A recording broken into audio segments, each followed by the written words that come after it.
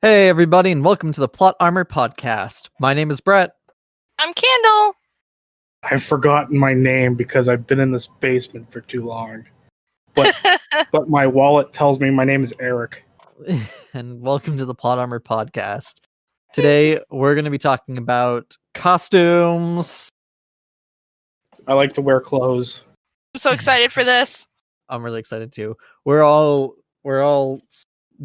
big lovers of costumes. I was going to say, we all knew each other for going to steampunk events, which is basically an event to just dress up in an excuse to dress up in a costume.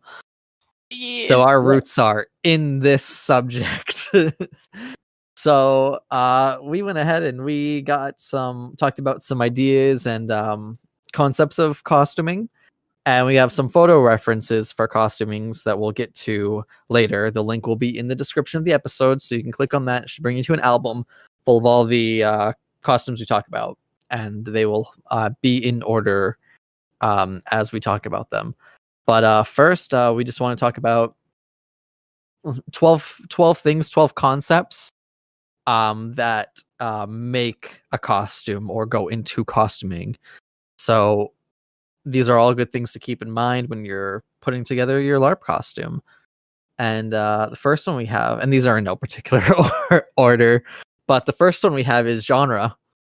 And of course, you want to know what genre you're playing what genre you're playing to build a costume around it, because you don't want to enter a medieval game looking like a sci-fi character. You want to hear a funny story? Yeah. All right. So first LARP I went to, it was Second Dawn, and I'm reading everything that's post-APOC, whatever. And I got this problem where I get like tunnel vision, and I will just read my culture packet, and that'll be it. I won't look at anybody else's culture packet. I'll just look at mine. And that's what I did on my first time. And I show up to camp, and only knowing two people at this game, right? So I show up early-ish. I'm dressed up in my post-APOC outfit, and I'm standing there, and there's a person in like full Ren Fair gear that just walks by me, and I'm like, crap, am I at the wrong place, or did I mess something up? I was freaking out. Come to find out, there was a culture that only dressed in Ren Fair gear in a post-APOC setting. But I was freaking out. It was pretty funny. I didn't know what genre I was dressed up for. I would be massively panicking if I were in that situation too. So yeah, know what genre you have. Along with that, in most games, when you have a culture that you belong to, usually there's some requirements for costuming or some suggestions. For example, in the game DI that we play, in the group that I'm part of, the Chosen Few, they recommend to go for more sun-kissed colors, browns, tans, just brownish color schemes, and they recommend that you have some medallions or something that reflect the gods' symbols, because you are a religious chosen one. So when putting together my costume, I kept those things in mind, because that's the vibe they wanted these cultured characters to have. Yeah. Similarly, with the same game, and some of these are, I would say, some games are hard about some things and less so about others. Like, I'm sure if Chosen that wore some more vibrant colors would be fine, but Candle, your culture for a while, Garia, you guys had to have masks. It was a requirement for your character to wear a mask of some kind. If you didn't, and I mean, you could choose not to, but it was considered like incredibly, incredibly taboo. If not, I don't think they used the word illegal. I don't know if your character would be arrested, but there was definitely consequences for not wearing a mask and being a Garian. Right. So when putting together your costume, that's another good thing to keep in mind. Another big core thing is utility. This is so big. It is really big. You want to be able to function in your costume. If it's a ball for fighting game, you want your your costume to not be in the way of that fighting, or you want your costume to not tear at the seams You when know you're what I playing. see? The biggest problem with costumes. What? You know what it is? Same thing with Incredibles. People wear really long capes, and it just hinders everything. Long capes are not your friend. You want to be able to rip them off. That's cool. They don't get stuck in things. They don't get brambles. It's great. Just get the cape off of you.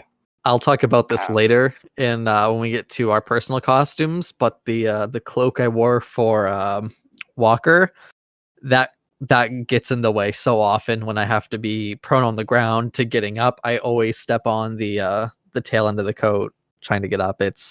That's yeah. It's rough. Yeah. Mhm. And okay, so another thing about I could riff on this for a little while, but I won't. Do you want? Do you want to? You want another story? Sure. All right, first LARP. Okay, first game. All right, so I went through that whole situation where I didn't know where I was. We already got that out of the way. So I was wearing. I made a pair of pants, like camo pants, so I could wear them up around my stomach. So like they were like old timey pants. Mm-hmm. And I sewed in a seat and everything for them, so it all fit right. And to hold them up, I had a belt that just came, and it had a little belt buckle that I had attached to it.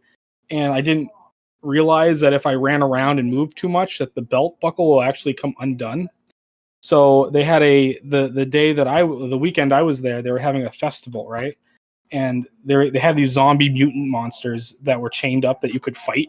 And if you could beat one of them or attack them, you would get like a item or something.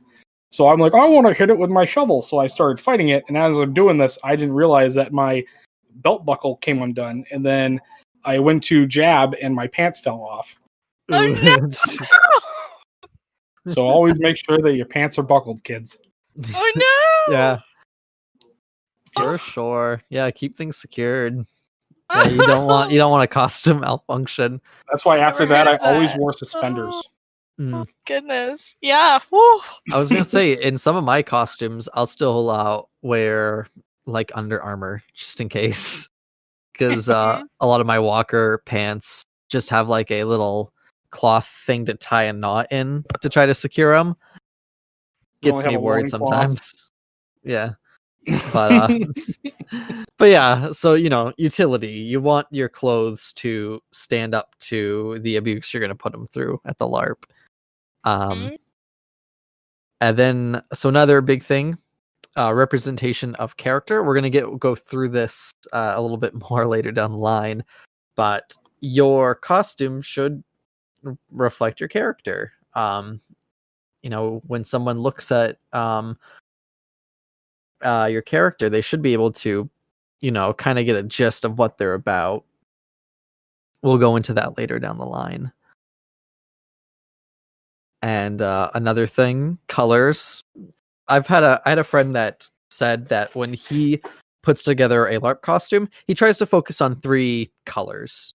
Like if he can get away with it, his whole costume is 3 colors, like black, red, and maybe yellow accents. Tries to go for that. It gives you if all of your costume is uniform, it feels put together, gives that real impression. Mm-hmm. Yeah. Definitely follow that rule a lot as well. Yeah. I mean, you can divert from it. Like if you want to have a bunch of colors, go for it. But you want everything to look like it makes sense. I feel if like it's part of your character.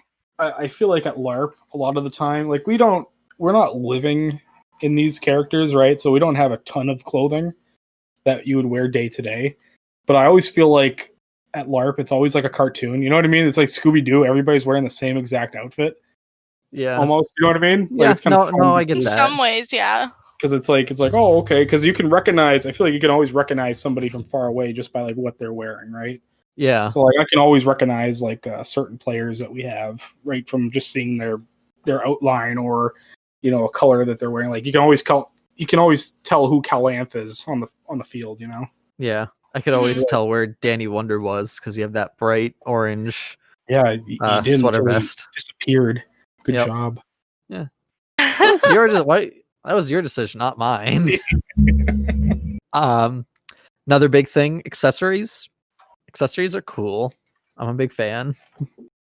That can a lot of the times bring a character together and add a lot of texture to them, because if you're just wearing, even if you're wearing like a really elaborate coat and like really fancy pants and like really beautiful boots, if you don't have like hat, a neck ruff, necklaces, rings, all those kinds of things,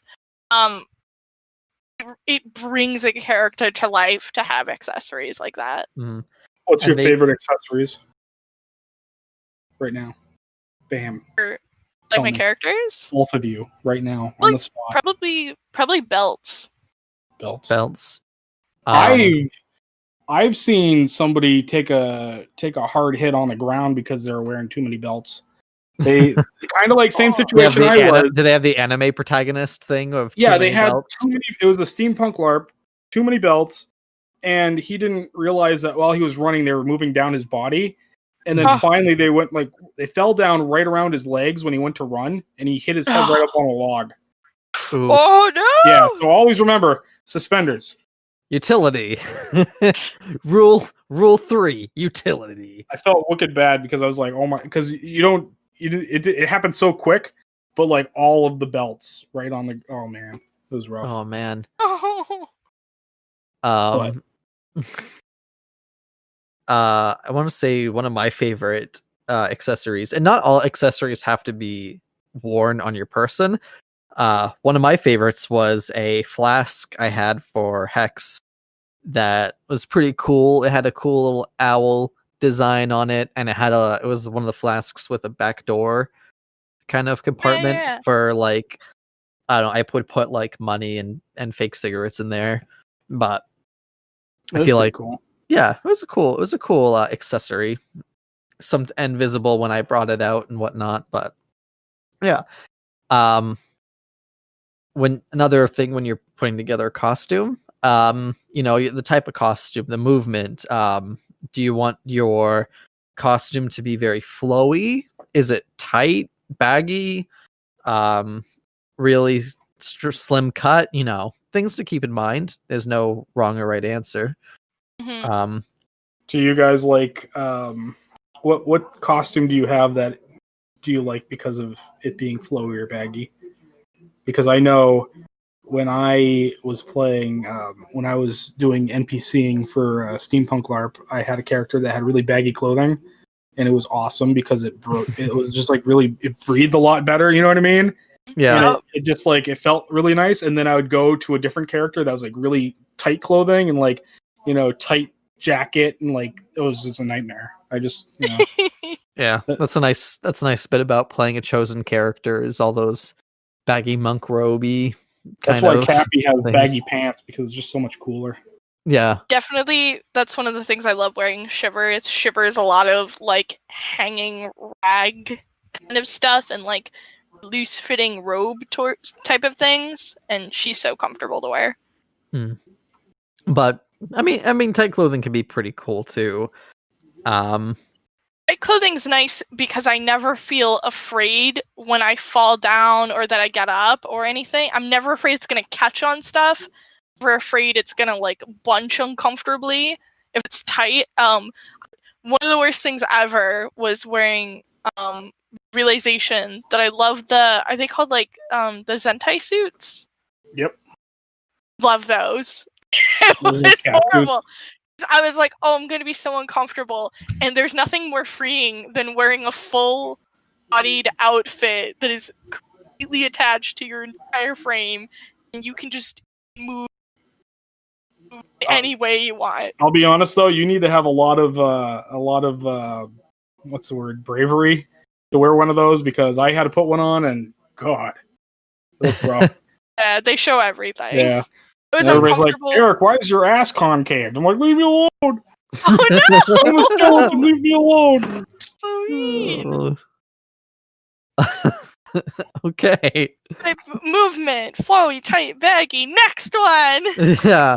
I like have the next one too. I have reuse items.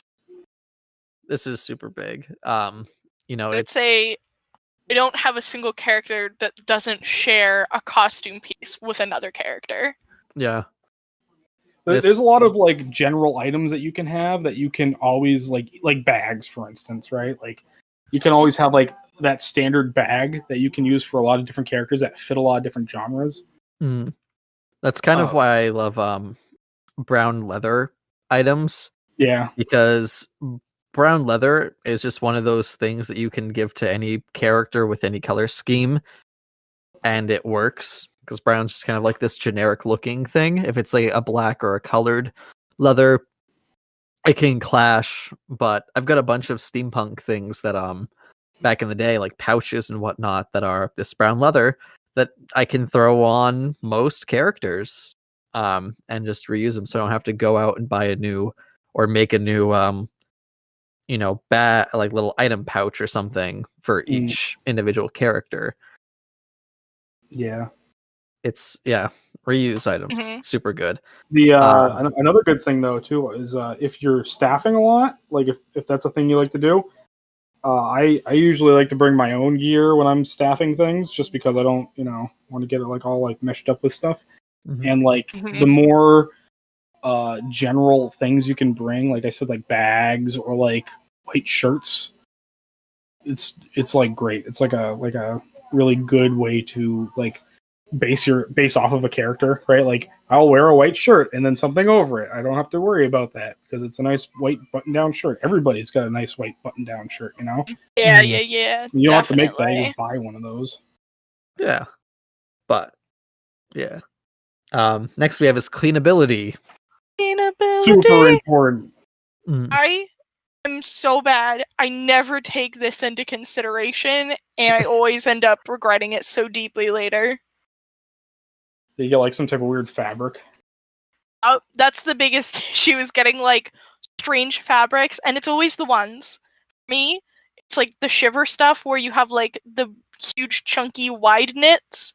When you fall down, sticks, leaves, it gets all up in there, and then it's so hard to clean. I can't just toss it in the washer, it'll shred it. Yeah. So, cleanability is something to think about maybe first.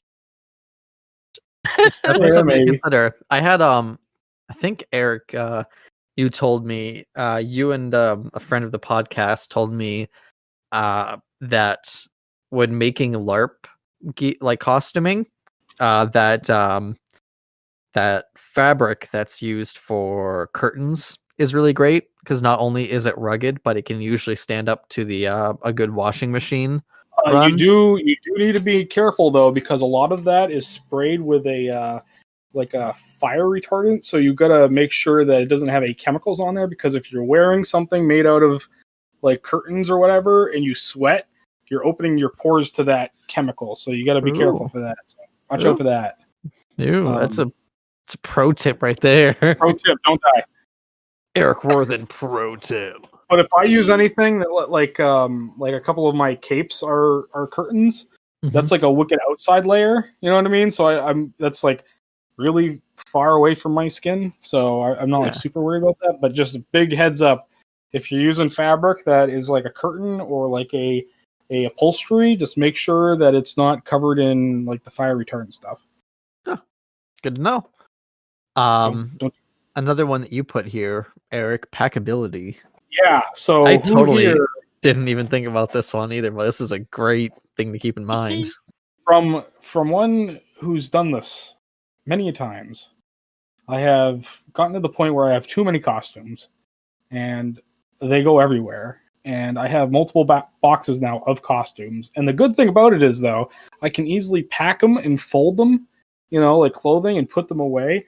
But like, it's pretty rough. Like, you gotta really think about it, especially when you go to like armor, right? So like armor, you can't really fold up unless it's leather. And even then, like, you want to take that leather armor that you just spent tons of money on, that that you have, and you're gonna like cram that inside of a little box. That's pretty rough. So like, it's always something you got to think about, especially when you're starting out and you're like, I really want to have this really rad armor, and then you get no place to put it.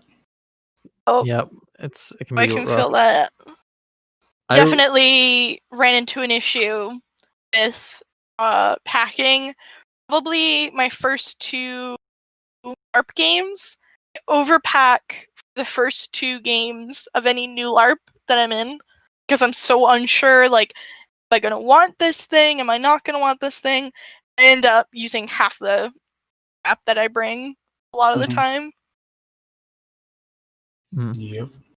I've tried to get in the habit of, especially at Attaway, I'll have a duffel bag that's full of just kind of like overnight things and snacks and whatnot, and then I'll have a in-character suitcase that I put all of my costume and props I need for the thing in. That's been pretty nice, and luckily my Attaway things can store in there pretty good. Next one we have is layers. I am a fan of layers. Well, layers really breathe life into a costume. They really make it look like a put together character once you have layers going on.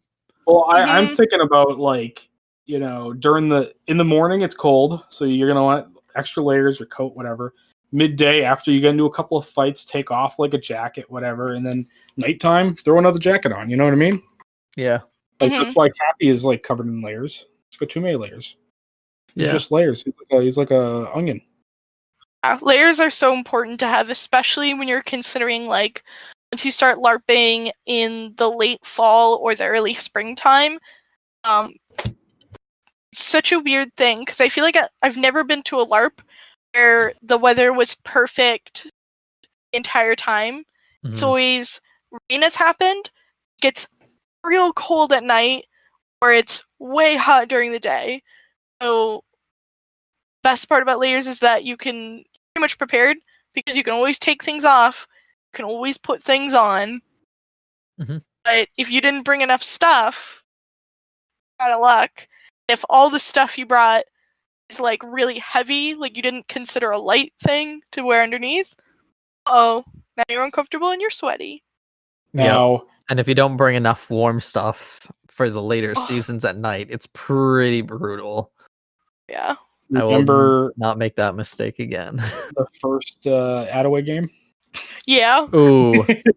I loved that game so much, but holy crap, there was snow on the ground. Yeah. Now that was kind of an outliner in terms of weather, though. So the week before that was Ballad, and it was snowing during Ballad, and it was crazy. I got to be a Viking. It was rad.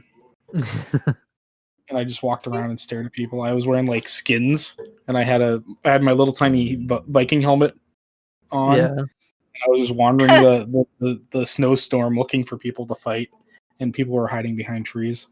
It was pretty great. Sounds pretty fun. Sounds warm. All right, Eric, and do you want to talk to us about buying and making our 12th and final point? Yeah. So I threw this in here because you kind of have this thing where you could either buy your costuming, or you can make your costuming. I do both. Like I will prefer to buy pants just because I'm going to be using those. And the last thing I need after being scarred from my first LARP event is having something wrong happen to my pants. I don't need any pants. I don't need any pants falling down. So I go and I get somebody professional. I get professionals, darn it, to make my pants. But also, like if I want to make like a really cool thing, I'll make it, right? So I go online, get a pattern, and just cut it out. And everybody's got different levels of skill, but if you really want to add something cool to your character, like I think you should just try and make something. And I know it's kind of hard to say, but just like like even like pouches. I made some pouches. That was like super easy to make, and they look pretty cool. I don't think you guys ever seen the character. I made like a wilderness like Davy Crockett-esque character one time, and I had cute little pouches made out of crappy fabric that had fringe on it. It was pretty bad. I think his name was Danny McCormick. Yeah, Danny McCormick. It's cute. I like it. But I think it's a fun thing. I think this is an interesting subject for me because I feel like this is where we Brett and Eric are all very different, because I feel like Eric, you're the one who's like very, you make most of your costuming. You craft most of your props. And I think Brett, you're kind of like in the middle. I think you do a lot of making and a lot of sewing, but you do a lot of thrifting. I'm almost exclusively thrifting. Yeah. I garbage together my costumes. Oh, I can't sew. I have a very love-hate relationship with sewing. I'll tend to get the cool. I really like costuming bits that are one of a kind that I know nobody else will have unless they also make it. So I'll get the inspiration now and then to make something, and then I'll have to remember how to sew or have somebody help me to sew, which is usually the more often occurrence. And then I'll have a horrible time making that's just me. I know sewing is really therapeutic to a lot of people. I curse at the sewing machine the entire time. But yeah, making stuff, that's the only way to really to get a custom piece, unless you want to or having somebody make it for you. Yeah, which you could. But yeah, I like the customizable aspect of it. Yeah. Mm-hmm. And it definitely stands out, and it's cool to tell your friends when you get to the site, like, look at this hood, I made it. Whoa. Yo. But those are like just 12 things that we thought of when putting together costume things that we keep in mind that we'll go through. We'll bring these up again when we start talking about each other's costumes. But a thing that we all agreed on is that costumes should be a reflection of your character. When somebody looks at your costume and your character, they should be able to get a first impression, and they should be able to get like 3 to 5 assumptions about your character just from your costume. Doesn't always have to be the case, but that's just something that that I think, if you do your costume really good, that's the impression you get, which we'll talk about also when we get to photos of our characters. But before we do that, we just want to run through. It's a first-time LARP costume. You've heard about LARP. You want to play. You found a game. Now you have to put together a costume. Where do you start? That's what we want to talk about right now. So, the first thing I would recommend is stay on budget. Like we talked earlier, you can buy things and you can make things. Thrifting, very strong option. Going to thrift stores, finding weird stuff. I would say, like, we've all have costumes that are put together by thrift finds, right? Yeah. 100%. I love thrifting. We have like a little thing that we do before Intercon, which is a LARPing convention. Is like after we go and we sign up for all of our games, we usually try to get together and go to a few thrift shops together and try and like pick out costumes for all of our characters. That's like a little fun adventure thing. Yeah, so cute. Found some weird stuff. Yeah, and even just going through your closet for costuming bits, I found my Walker costume, my original Walker costume, was all just stuff I had in my closet. Some were costume pieces, some things weren't, and it's just surprising what you can throw together that you just might have in your closet. And if you have the supplies, if you have extra material hanging around, just craft some stuff. Hey, pro tip right here. New LARPer, you're getting into it. And let's say you're like us. We like to do like cosplay and stuff. You have a bunch of stuff laying around that you're not going to use. I bet you 5 cents that if you brought all that extra stuff that you don't want, you bring it to Staff Center, they'll probably give you EAPs. Yeah. Some extra experience points. Or something. Yeah. Donating stuff you don't use is like a super great way to contribute to the game that you love. Because most LARPs are not for profit. They break even if they're lucky, kind of thing. So anything you can donate is only going to improve your game. Yeah. The second point I have is keep it simple. I recommend when you are making your very first LARP character and costume is to really just focus on that first layer. Some nice fitting some pants and a tunic or a shirt that works well. Good footwear. I cannot stress that enough. Find good footwear for whatever you're using for a character. It stinks to spend a weekend running around or standing around in bad shoes. But really focus on that first layer. You can always add layers on later. And speaking of that, my third tip is, as the game goes on, once you know that you like the game and are enjoying your time there, you can put more money or more time into your costume. You can evolve and change the costume with your character. You can get new accessories. You can get new clothing. You can completely change the color scheme if you want. But I'd recommend starting simple and then evolving from there. Yeah, you can also use your costume as like to show progression of your character. You know what I mean? Like, especially if you're new. Like when you think of it, right? Like you're new LARPer, you're going into it. When I started, I literally had the bare necessities. I had, like, for a post-APOC game, right? I had a green military-looking shirt, some green baggy pants, and like a hat.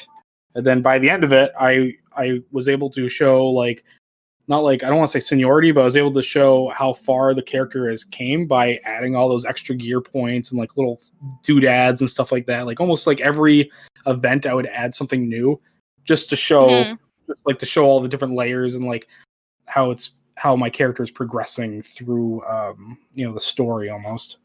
Yeah, so I think that's also super useful. Like, you're a new person, you're coming to town, you probably don't have a ton of stuff.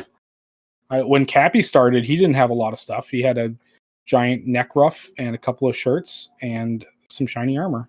And now look at him now. He's looking like a vampire. Vakon is best dressed, I'd say. Yeah.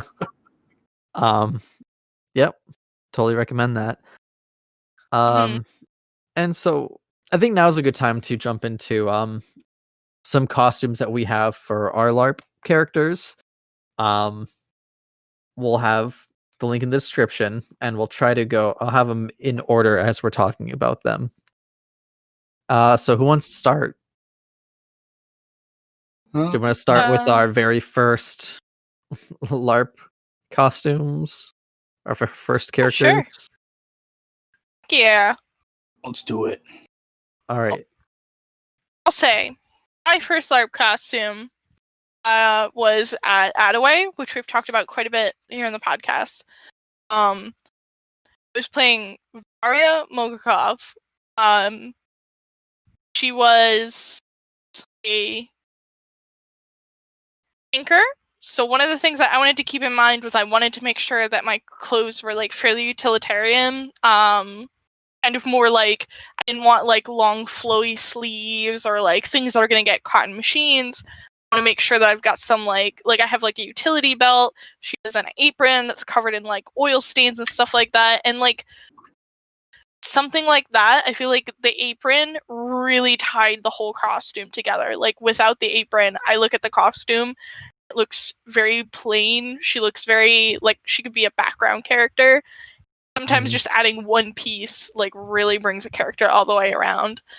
I would say for Varia, I went pretty over the top compared to some of my other costumes when I started. We're all like punk people, so I already had a lot of like engineer, mechanic-y sort of driven accessories and stuff like that. So the biggest thing for Varia was tying in the fact that she was from the Wharf District. So I focused on my color scheme being primarily blue and having things like I had like fishing nets hanging off of her belt. There was absolutely no actual mechanical purpose for the fishing nets. It was entirely just like an accessory for the aesthetic. Yeah. It's like that. I feel like that was my first costume. I feel like, especially for your first so first of all, I want to say I think Varia's costume is probably my favorite out of all your costumes, because I think there's a lot going on here that conveys stuff that you didn't even mention. Because your character had this Russian accent. The the I forget what the terminology is at the moment, but the pattern Oh on yeah, your my apron embroidered tunic and and your stuff like tunic, that. it doesn't scream Russian, but it feels like it fits in there. It makes sense. Like that maybe it's just me, but I kind of tend to associate that fancy plateware with those Russian dolls, that ceramic kind of pattern. Matryoshka kind Yeah, of. yeah, it just fits that Russian style. So at least in my mind, so like that apron really kind of brings it together. There, the yeah, the fishnet not fishnet, the fish. Oh yeah, the fishnet. Yeah. Adds so much to it. It really does convey the wharf. The color scheme, the blue also does. The additions that you put on the character as your character got more closer to the fairy folk, the fae, growing the vine across the arm, the freckles that you had that turned blue. Yeah, Those makeup's really, another big thing that comes in with costuming that I think a lot of people, some people aren't comfortable with makeup. I would say I lean really heavily on it because I have two characters with heavy scarring. Arya, I tried to portray as very youthful, so I did a lot of like making my eyes look bigger and like the freckles, all that kind of stuff. yeah, for Oh, sure. And of course the accessories like the goggles and the other machinery bits that did give you the worker class aesthetic. yeah. Really I ties it love together. my favorite pieces for Varya is her welding mask, which was a gift from Eric. Mm-hmm. Gave it to me when you found out that I was being a tanker. You were like, "Here, this will help." It's like armor. It's like headgear. Yeah. Ended up becoming a very recognizable piece of my character. Oh, for sure. And the one last thing I want to talk about with this costume in particular is your Varia was the one tinker at the time amongst a group of guys. So you had like the classic, like mechanic-y looking Yeah. dudes with the oil stained shirts and whatnot, and then you had Varia, who you'd still had like the dirty apron and stuff, but you brought in a very breath of fresh air Yeah, to it was really important to me. Have I've had engineering type characters I've made costumes for in the past. It was important to me that I wanted to maintain Arya's like femininity and her softness and youth and stuff like that within her costuming, while also making her look like she could put an engine together, kind of thing. Yeah, and I think That that was was definitely just very. it was super good. This is Aww. this costume with the character really is just in my opinion quite the complete package. Aw, thanks. Eric, do we have a photo of your very first character? I could pull it up. Give me 1 second. My first character was Barnaby, everybody's favorite skinning paperwork man. I love Barnaby. He was a regular dude, and then he went crazy. And he was in a military force, and that's like a group photo. I'm in the middle. My character wore just an olive green dress shirt, and then I had a brown tie, which was hilarious because all the other people in this group are all like super militarized, right? So they all have body armor. They all have like the latest camo. They all have like ammo belts and stuff like that. My character has a tie and like a really old hat, like a World War One hat. Yeah, you're quite the And desk jockey. that was what I was trying to show. And I would tell people I'm with clerical services, and they're like, "Oh, you're like a priest." I'm like, "Oh no, I'm here to take paperwork." And they get so confused. It'd be great. But yeah. So he was like a bean counter. But I think things I learned right away was I need suspenders. So I got like a whole setup with suspenders and stuff and some webbing. It was a super easy costume to make. I literally, everything was either thrifting or I just took some old airsoft gear and I like cut it up and re-sewed the whole thing together, you know? Like it wasn't a really hard costume to make. It didn't cost me a lot of money. None of my post-APOC costumes cost a lot of money because you can just buy them pretty easily at the thrift store. Yep. But it was just like a super simple costume. And the only thing I didn't think about when I made that costume was that the shirt that I was wearing, I only had one layer on, and it was like not made for like running around in the woods. So it would get like ripped up really easy, or like it would sweat really, like I would be like really sweaty in it and stuff like that. It was just kind of gross. Yeah. Other than that, it worked out pretty good. I remember one time though, I was wearing like some heavy pants, and as I went through the campaign, the character's outfit changed, and he got to the point where he was like a hard boiled like battle dude. Like he would like wear like skins of his like enemies and stuff like that. Like it got pretty weird. But like one time I was wearing like a wool jacket that I had ripped up to make like a wolf pelt, and I was wearing like really heavy pants, and I almost like had like some type of heat exhaustion or something. I literally midday had to go take it all off and take a cold shower because I was just so hot. So after that, I've decided never to do anything like that again with like heavy one layered outfits. So all my outfits are like multiple layers. But yeah, it wasn't a bad costume. It showed the story of the character, I think, pretty well. Yeah. Yep. The best part was my weapon was a pole arm, and it was just a flag. I loved that I've so never much. seen this, but it sounds pretty good. It got so because I had to change my character over because I hated combat. I changed it over to a thing called a lore keeper, which is just like you could yell and give people buffs. So I wouldn't even bring a boffer with me. I'd literally bring a flagpole and I would stand there, like like the guy from like Les Mis, like just like yelling with a giant flag. Nice, I like it. Excellent. All right. Well, that was my first character. So we're gonna swing over to you, Brett. My first character, which is Hex, which I have a picture of him right here. So, so this is all stuff I just had on me. I didn't buy anything for Hex. This most striking piece was the jacket, which really fit the 20s aesthetic because it had, the pinstripe, but it gave the, but it has all this like skull embroidery and all this like spooky stuff.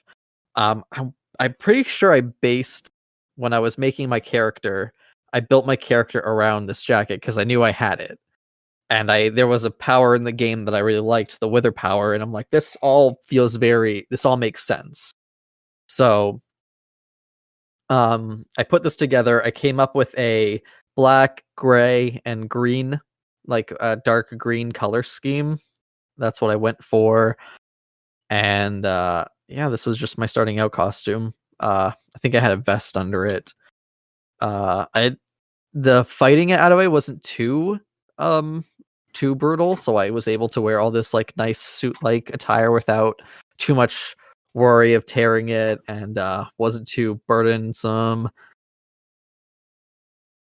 But yeah, I don't know. I had a few accessories. I had like glasses I would put on every now and then. I had like flasks and stuff. I would say Hex is an excellent example of a character that, like, for me, I think Hex is a really awesome costumed character because things like the embroidered jacket, your green shirt, the tie you would wear, your like green tinted but like small square sunglasses and stuff like that.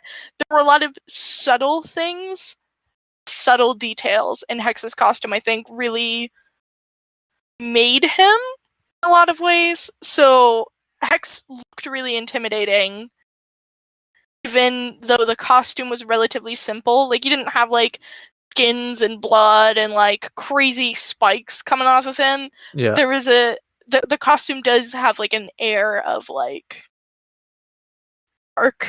dark edge, I guess. Yeah, like the small details. Yeah, and a lot of maintaining the simplicity. yeah, and a lot of the weapons that I had, I chose to have them like hidden in the jacket. I try to conceal all my stuff, so I did keep this simple kind of look. Though this did change, so the costume changed a few times.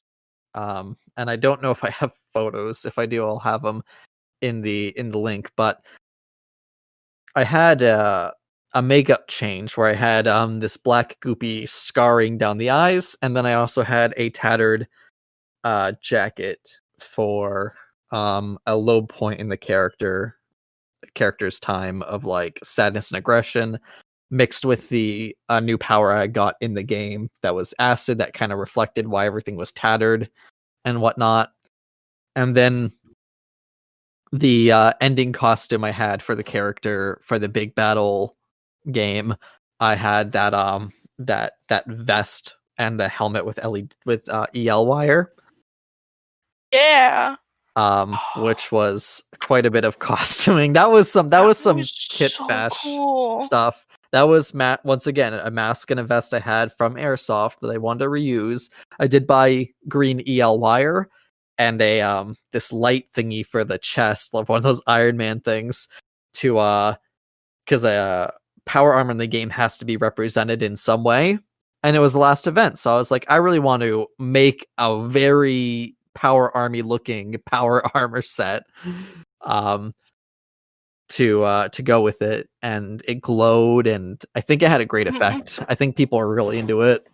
One of the things I loved about it was that it looked really awesome, especially at nighttime, but also was practical. You never looked like you were struggling to move when you were in it. Yeah, for the most part, yeah, the utility, because perfect. Because wearing full body armor, you're gonna have a little bit of stiffness, but yeah. Well, the vest was airsoft made, so it was made to be able to move around the body pretty well. If there's one thing I would do over, the mask, the eye holes are weird because they're airsoft mesh, so it's a bunch of little tiny eye holes, hard to see out of, especially at night. But beyond that, pretty good utility for it. But anyway, that was those were two costumes. Do we want to swing to Shivers? Oh, yeah, sure. Yeah, well, do we want to go through? Well, yeah. How do we want to do this? We can just talk about costumes we like, and not to go into too much long-windedness. I'll go into Shiver. Shiver was a character I was really excited to make, but I was also very nervous. I'm just gonna come right out and say it. Shiver's character, absolutely recognized that as making a character that was obsessed with Wendigo, which in the game kind of has some of its own lore and backstory, but I also recognize that, like, in our world, in the real world, Wendigo is a mythological creature, has ties to certain cultures. And so one of the things that was really important to me was I'm making a character who's like in a hermit in the woods and is been trying to get involved in a cult, realized that they were bad business and backed out. It's just kind of, I wanted to be spooky and I wanted to represent Wendigo obsession and the like woodsy culty sort of stuff. I was trying very hard to be very careful about any imagery that I used, anything like that. So Shiver's primarily kind of like a dark Strega sort of style that I ended up leaning into. She wears like a lot of wide knit, like kind of hangy scarves and stuff like that. She's got a big poncho with fringe on it. Probably the thing that it's mostly black, hangy, like raggedy looking stuff. The biggest thing that stands out for her is she has this, like, kind of, they're not colorful, but like these like earthy knit fingerless gloves. She's got these like red lensed goggles which are supposed to like imitate the Wendigo eyes. She wears them usually around her neck. And then I have a lot of like silver and brassy jewelry that are just deer skulls. I have them hanging off my bag. I have one that's like hanging around her neck, that kind of stuff. So she's meant to be like a very comfortable, very movable costume. That doesn't stand out too much, but Yeah, I was gonna say the things that I think is important in anybody making a costume is to take into consideration like what you use in your costume for like imagery and like make sure you're respectful of cultures that are not your own if you're choosing to use pieces from them in your costuming.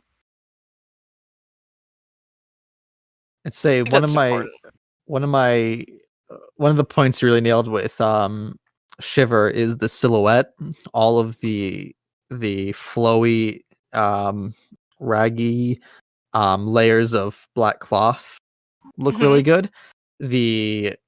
Once again, when we talked about color, Shiver's colors are basically just black and red, but it works. You have just most of your body cloth stuff is black, and then you have the red goggles and the red Wendigo pattern on your bag.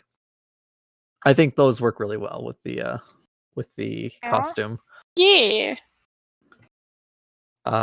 Yeah, I don't have too much more to say on top of Shiver beyond that. That's okay. Yeah. Eric, tell us about one of your favorite costumes. Okay, so I got this costume. It's all gray, and he looks like a moth. And his name is the Gray Moth. And never heard of him. It's based off of a steampunk one day build I did a few years ago, which was steampunk Batman. Yep, that you threw together. I remember this. And I threw together steampunk Batman in like a day. And then I'm like, oh, look at this. Here's the thing. And then when I started with Attaway, I wanted to do something weird. And I stuck with the weird Disney way for a while. And then I was spitballing ideas. And then I'm like, oh, superhero. And then I went over and I grabbed all the old crappy steampunk stuff I had and I made it into a superhero outfit. Yeah. And the cool thing about the Gray Moth costume, right, is it's only on at night. And it's usually cool at night, so I can wear a lot of heavy stuff, right? So I got like big boots, I got like heavy jacket that I have on top of it, big helmet, stuff like that. Yeah, the capey jacket cloak thing. Yep. And when I first made it, I wanted it to look like I wanted the silhouette to look like a Wendigo. Yeah. Just so I could freak people out for the first time they see me, right? So that was the idea behind the silhouette I made. So he's got like a helmet and he's got these giant like antenna things going off the top of his head, and his mask has EL wire in it, so it shines red. So he got like red eyes. How well did that utility go? So I'm working on a new mask. The problem was I didn't think it all the way through, and I tested it out a couple of times. And the original Batman mask I made is much better because it forms to your head better, and it doesn't make your nose bleed, and it doesn't cut off all your peripheral vision. So I'm working on a new version of that. But yeah, just be careful when you're leather working and you have thread like right up against your skin, because that thing will move, especially like your nose, and it will cut it up, and you'll have bloody nose for a while, and you look weird. But other than that, you look cool. Only problem I have is the boots that I wear with that costume, because I have to buy all my boots online. They're not wide enough. Like the soles aren't wide enough, so it's kind of hard to stand on them sometimes. So I fall over a couple of times with that. Other than that, so far so good. This costume is one of the more striking ones because this is such a put together professional looking costume. It's really good. It really captures that Gotham by Gaslight like deco style with the goggles you have and like the World War II looking helmet. and what did you use to get the moth symbol on the chest?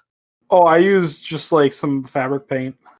Okay, it all looks really good. It's Yeah, I made the bib part, and then I used some soap to outline it, outline the moth, and then I went over it with some fabric paint. Nice.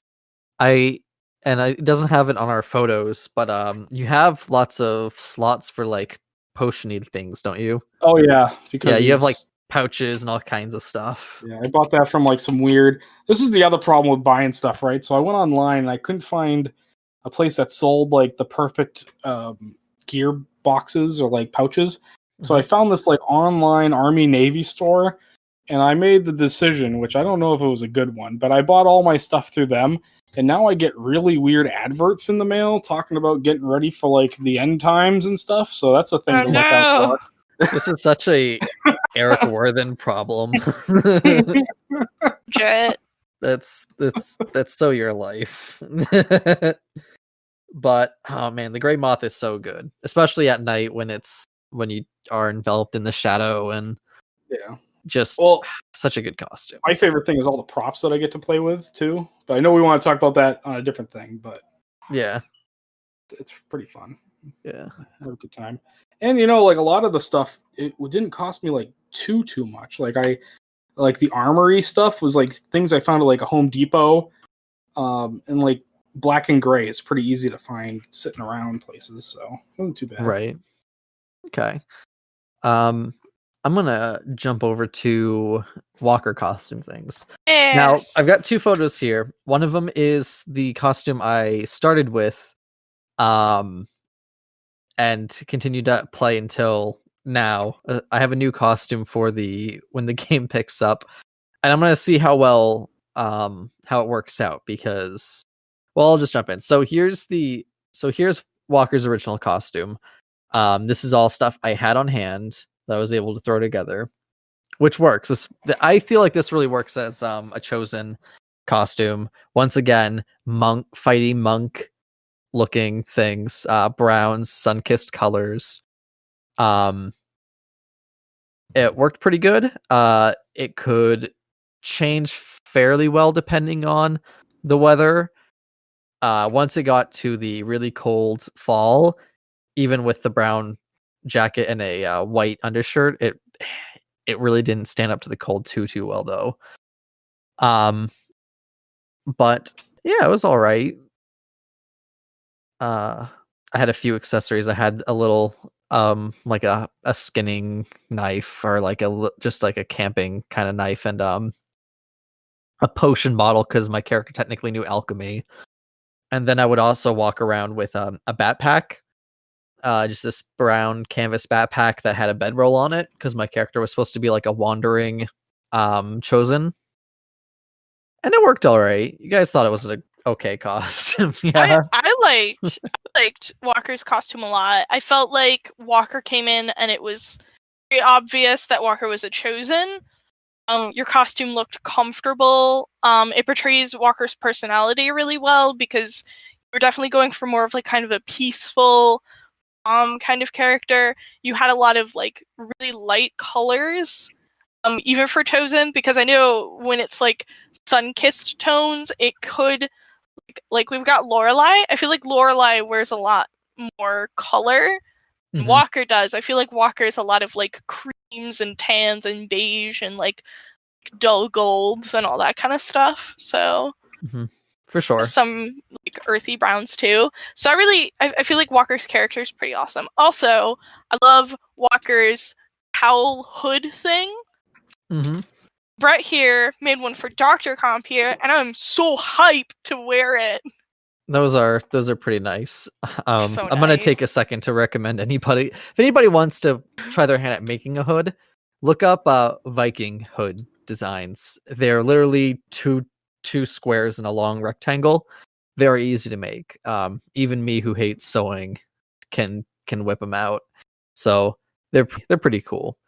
So there's a few. This was the costume that gave me some learning curve, because I never had problems with the Hex costume because of the game, This one, a few things. One, layers was a problem once I got to the cold fall season. I got a poncho for the very last game, but even that wasn't quite enough.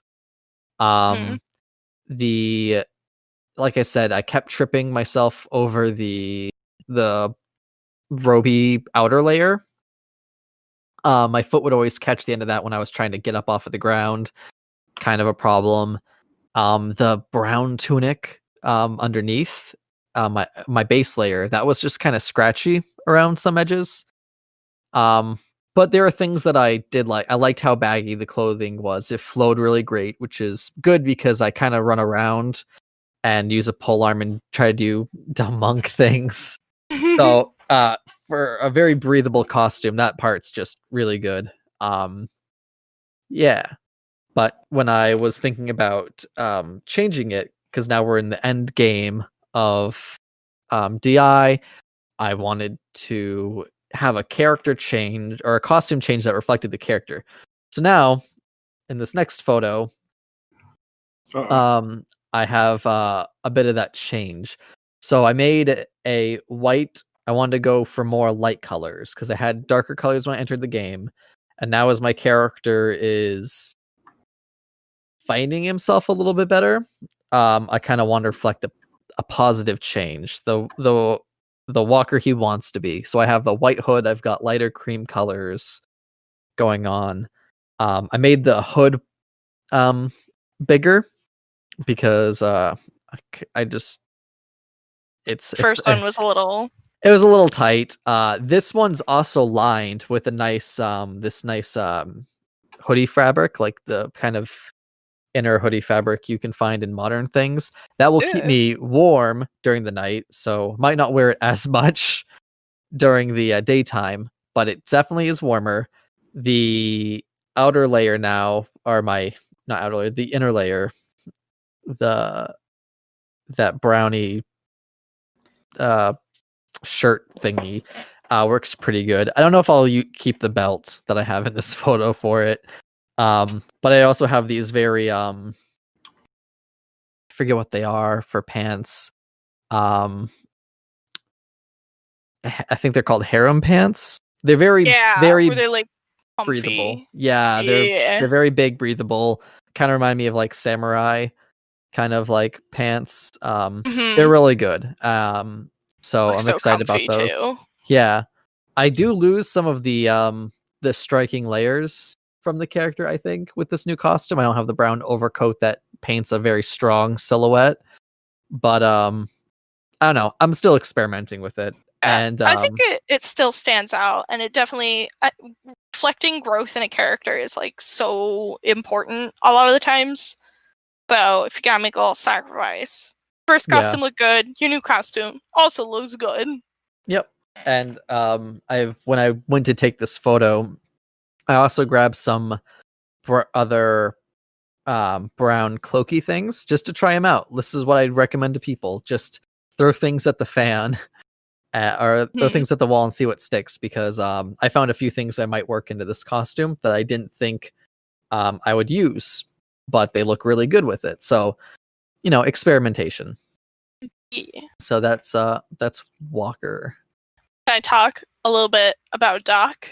About your girl Doc? Because I got some fun things to say about Dr. Compier. Yeah, let's talk about Dr. Doc. Compier is my character that has most costumes and is also the cheapest costumed character. Really? Yeah, ready?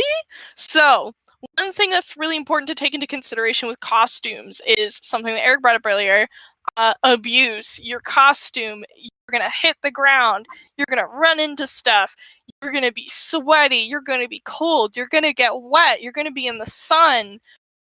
Costume is going to go through a full-blown camping experience. So maybe that $200 to $300 blouse that looks really perfect, something that you might want to consider only doing for like parlor LARPs, or like LARPs where you're going to be indoors a lot, or ones where you're not going to be doing a lot of combat. I would say like Adawa's the kind of game that I might be more comfortable wearing like a fancier outfit to, specifically because there's less risk of you falling on the ground. DI, I had to be so careful with Doc. Her black dress is a long sleeve black dress that I got for $5, and I just cut the sleeves off. Nice, yeah. I didn't care or anything like that because that dress has gone through hell and back. And you know, that's something you got to take into consideration. I've gone through so many pairs of tights, Doc, from like dirt and grass stains and like big holes getting ripped in them and all that kind of stuff. Not trying to say that Larp's dangerous. I'm just saying, like, if you're gonna be, it's good to take into consideration what kind of playstyle you're gonna have. And mine has a tendency to put me on the ground a whole lot. So I have to think about that a lot of the times. Doc. Another big thing to think about, people who wear masks. I wear glasses. I don't have contacts. Not for a long time when I started LARP, it was something that like I could afford the ticket and basic costuming, and then I showed up. I did not have a lot of money when I started. I don't exactly have a lot of like money to throw at LARP now either, per se. And I would say most people probably don't. So contacts were not something that I was like, I'm gonna get contacts just for LARP. That was not within my price range. So when I was thinking about a mask that I was gonna need, I was like, I'm gonna need a lower face mask, and I'll say they have been very convenient during this COVID-19 situation. I I'm like, I've got a bag full of like 10 masks. You've got a lower face mask, you're gonna sneeze, you're gonna drool, you're gonna cough. Nobody bring will extras. Oh, not that. I mean, like, bring extras. So you're not wearing like a gross sticky mask all day for a whole weekend. Nobody knows. Does the mask change every day? And then if it's a hot day, sometimes I'll change it at like in the afternoon, like after dinner, sort of thing. Because I'm just like, I don't wear this anymore. Doc was really fun to make because she's like utilitarian kind of country. Garia country culture technically, I guess. Yeah. I was making a surgeon character, and I'm a big fan of bishop sleeve. So she's got this big bishop sleeved blouse, and she, once again, it was a character where I wanted to maintain some femininity. It's not essential to her, but it's something. I hate to wear pants. Doc's probably most like standing out outfit piece is her apron, which is covered in fake blood stains. Yeah. People make comments in game a lot of the times, in the beginning, like, why don't you clean that? Or, oh my god, have you just gotten away from a surgery? And I try to roleplay with it as best I can. In a lot of ways, it's less of like a practical thing where it's like, oh, this is because Doc just got a surgery. It's more of a, this is so when people look at my character, they go, lower face black surgical mask, cleaver hanging from her belt, apron covered in blood. I know what this character is about. Yeah, you really get the that first impression. Yeah. Doc's actually going through some big changes too.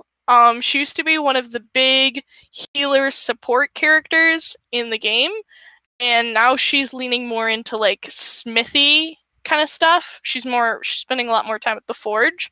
So I'll let that be a let's see what it looks like in game kind of thing. But she's got a better belt with pouches.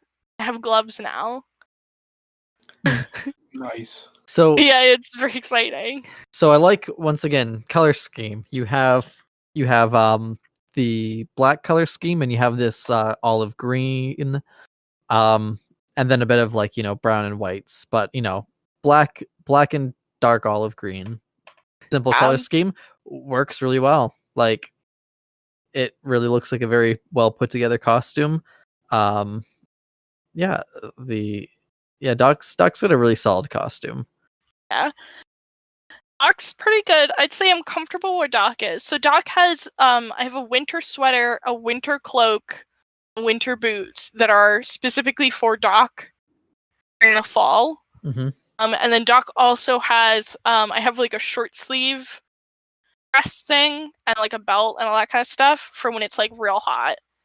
her costume doesn't drastically change, but depending on the weather, I have like specific items that are, this is Dr. Compier's cold weather sweater. This is Dr. Compier's summertime shirt thing. Yeah, you have options, which is great.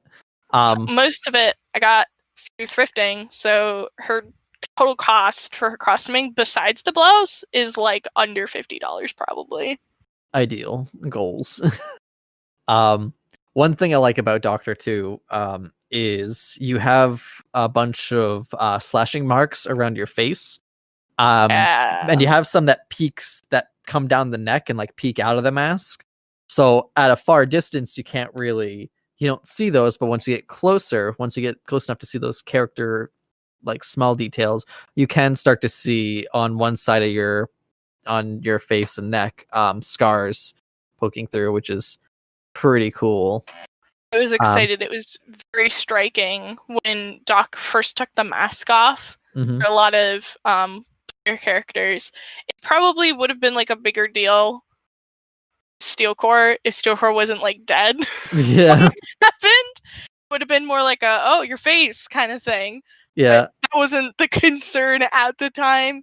But a lot of characters afterwards, when they saw the like scars and everything, I would paint the scars onto her face and then put the mask on over it, just in case I ever took it off. I'd be ready. Mm. So that's a big part of her character backstory. It's a big thing that like contributes to like some of her self-esteem issues. It's something that's like a big identifier for her. I think a lot of people would recognize Doc instantly just by neck and face stuff. Yeah. More of those very personal touches to the costume, which is really cool. I want to hear you talk about Cappy. Yeah, let's talk about Cappy now. Oh, okay. I heard about Cappy. Cappy has two main things to make a Cappy. This is what you need to make a Cappy, okay? First off, neck ruff. Must have a neck ruff. Must have at least two neck ruffs, one on you just in case you have to take it off, which happened one time. Second thing you need to make a Cappy is a hat. You can't be Cappy unless you have a hattie. So you're going to have to get yourself a really nice hat, big old like feather hanging off the side of it. If you have those two items, anything else you can add to it, fine, great. If you don't have anything and you're just in your Cappy boxers, even good. You know, people know who you are right away. Big old thing, hat, Cappy. So you're making this way too simplified because there's a lot to say about your costumes, the Cappy. And I say costumes because you have quite a lot. I want to say Cappy's got the most. We talk about, sometimes people just have the one costume for the character and it feels like a cartoon where they're only dressed in this one thing. You have a bunch for Cappy. If we're talking about the character reference, a lot of people, if anybody's seen like the Avatar, The Last Airbender, a lot of people are kind of like Katara and Aang, where they have like the one costume, but you're like Zuko, who gets like 50 costumes. I actually recently had a discovery. I think I have 7. Cappy is in Avatar in Legend of Korra. Oh yeah. There's a character named Varric. I won't go into it because I don't want to spoil things in case someone listening doesn't want to know. There's character Varric, and that's Cappy. That's Cappy in a nutshell. Is it? I have at least 7 Cappy costumes, not counting. Jeez. Not counting. Goth Cappy. No. Oh, I didn't count that one. But what's the other one there? Compierre. Come on, help me out. Oh, Skullduggery. Skullduggery Compierre. It's been a while in this basement, and the fumes are getting to me. But I have too many costumes. I actually one game I wanted to see how long I can go without changing, and I went with one costume, and it was just that military costume. I made everybody mad because I had a Garian killing medal, which was pretty awesome. Oh yeah, I remember this. But I wore that one costume for the entire time, and I was pretty proud about that. But yeah, no, I usually change my outfit throughout the day, and then I usually change it for dinner. Yeah, it's amazing. Cappy is so distinct. Cappy's a character that stands out in rank. Akana, even, I'm just gonna say Akana. Because Cappy's just like, I don't know. Cappy's the kind of character that looks like Eric spent hundreds of dollars on the costuming. Yeah. I want to guess you've sewn most of it, so you probably haven't. Like I said, I buy the pants. Yeah. The only ones that I didn't buy were the fake velvet pants that I have. I made those, but all the other ones I bought because I didn't want to screw around with that. But yeah, like all the shirts and all the tops I've made. All the coats. I only have 2 coats that I didn't make, but that's because I also use them for Ashwick. Mm-hmm. But like it works perfectly for Cappy either way. I didn't even bother. I tried to make a neck ruff. That is, I don't know how you make a neck ruff. I'm sure somebody out there could tell me, and I've seen a video, and I never want to make a neck ruff, so I'll pay the $40 for a neck ruff. Yeah. But other than that, yeah, it was pretty easy. Plus, hats are my favorite, so I can make hats pretty quickly. Amazing. Cappy's an excellently costumed character. It is. You always look so wealthy, which is the goal. And the most important thing about any costume, I don't care about this 12-point list, any of it. The most important thing is make sure you have a snack pocket that is always stashed with snacks. You never know when you'll get yourself into a situation in the woods, maybe. Maybe you're on a mod, and you're sitting there, and you're like, man, I could really go for some food. And then you remember, pocket. And then you go in, you reach in, and you grab yourself some Pop-Tarts or a piece of cheese, and you eat it. And you're like, yes, I got it now. So where's the pocket snack on this costume? I have a satchel in the back that you can't see. I see. Okay. I have more gear because that was that was our first winter event for DI, and it was a winter LARP outdoor event, and I made sure I had a little satchel with doodobs inside of it and all this yummy food, which I ate. Nice. And some water.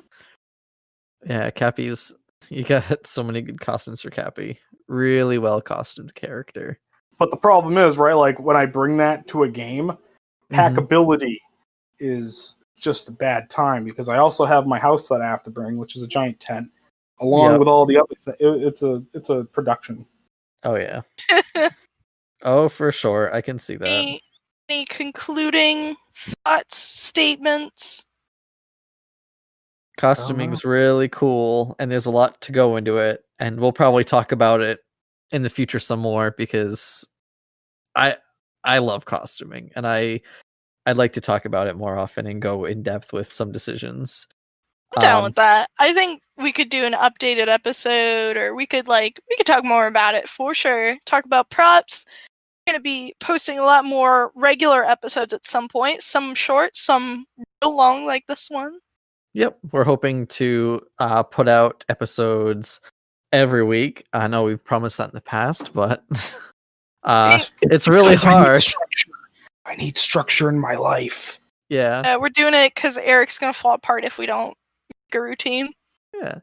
And if you've enjoyed these lovely photographs of our LARP costumes, you can look forward to more cool LARP photo content on our Instagram. Whoa. What? Instagram, Eric. It's the cool new social media site with all your favorite photo content. Whoa. So if you go on Instagram, we'll probably be able to give like an actual link at some point. I'll link it in the thing. It's pretty much just Plot Armor Podcast on Instagram. I'm gonna try and post more stuff on there. Able to check out. Keep y'all updated on what we're doing in our LARP world. At the moment, because of COVID-19, things are kind of on hold, but we're still around. Yeah. It's super fun to try to brainstorm new topics, considering we can't talk about the latest LARP that we couldn't go to. I know. But all right. We'll see you again soon. All right. Bye, everybody, and be safe. I'm going to play us out. Okay. Ready? Here's a COVID buy that I got here. It's called a cam Oh, job. no. You ready? Hold on. Tell me what song this is. Yeah. Yeah. Yeah.